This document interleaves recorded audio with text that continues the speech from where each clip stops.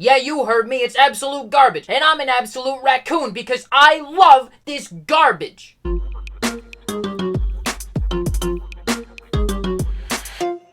Howdy, I'm Kurt Williams, and today we're talking about issue 1 of Absolute Batman by Scott Snyder and Nick Dragotta. And next week, I'm going on a trip where I visit every single comic shop in Georgia over the course of 5 days. We're going to 48 comic shops. I'm going to document the whole thing and then bring it back for you to see it. It's going to be amazing. The schedule is on my Instagram. Check back there for updates. So I know that there have been a lot of complaints leading up to the launch of this issue, like Scott Snyder is the writer who doesn't give Batman any depth of character, and Nick Dragotta is drawing this super thuggish-looking Batman just like Rob Liefeld drew that one Captain America picture that we all love to complain about. And the logo is stupid looking. That doesn't even look like a bat. It's just a rectangle. Help us, James Gunn, please. And, okay, but also, shut up. Because this was actually a very nice breath of fresh air. Listen, I'm something of a Batman casual myself, okay? I haven't read all that many back issues, but I have read all the main storylines, all the trade paperback type stuff. We're talking year 1, year 2, year 3, The Dark Knight Returns, Dark Knight Strikes Back, all of Scott Snyder's New 52 Batman run, The Batman Who Laughs, The Three Jokers, stuff like that. So even though I really like a lot of Batman stories,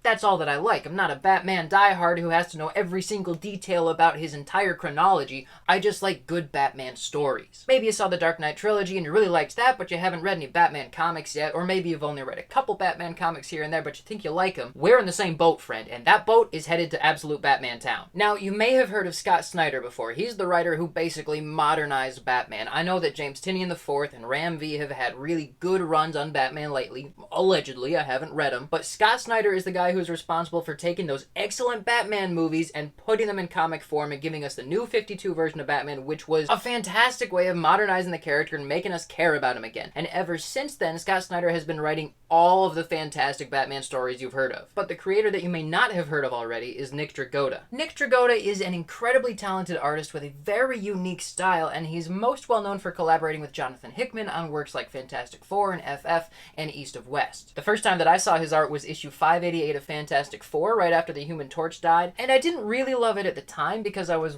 12, so what did I know about comic art? But looking back on it now, it was clear from that moment that he was gonna be the next big thing, because his sense of presence in this issue is phenomenal. Like, there's no dialogue in this issue, but what we have here is the Hulk and Thor confronting Thing so that the Thing can get his anger out after just losing his best friend.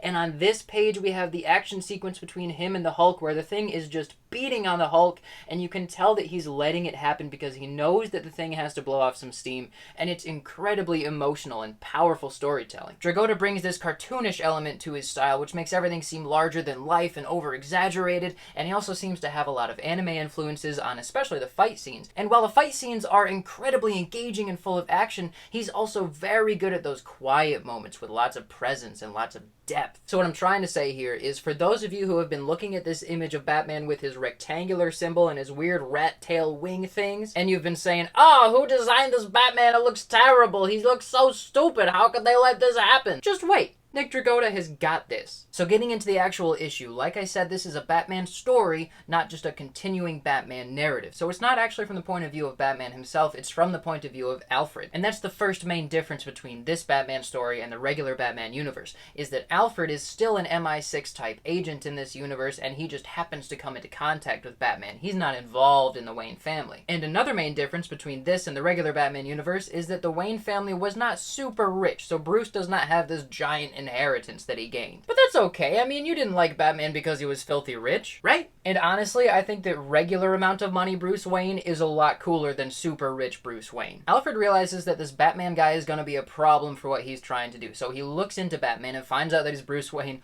really fast, and then he does a ton of digging in this really cool montage where he finds out that Bruce is incredibly smart, like genius level intellect, and he's also incredibly good at sports. And even though he could have gone pro, he fakes an injury and then leaves the country so he can go learn things about applied mechanics, chemistry, criminal psychology, military theory, social cultural history, all the things that Batman has to know in order for him to be a good detective, and we just kind of breeze over in the other comics. So not only are we focusing on that amount of work that Bruce has put into this whole Batman thing, but also it says says when he gets home, he works for the Gotham Power Grid, and then the water department, and then sanitation, and then he interns at City Hall, and then eventually he works in construction, which is where he works now. So as Alfred does some digging, he finds out that Bruce Wayne knows every single thing about the city because he put in the time being a blue-collar worker in a million areas learning how everything works. Which, come on, that is so much cooler than just having a super expensive computer that can see everything. This Bruce Wayne managed to set up his whole Batman operation without billions of dollars, and that makes it even more impressive. I've also heard a lot of people saying that this is the most brutal Batman out there and that he's actually a killer, and that is not the case. There's another super cool scene where Alfred is just hanging back gathering data on Batman, watching how he handles a bunch of armed thugs, and he's just analyzing him, trying to figure out his fighting style, and he's noticing that even though Batman is very clearly incapacitating these people and taking them off the board, breaking bones and stuff,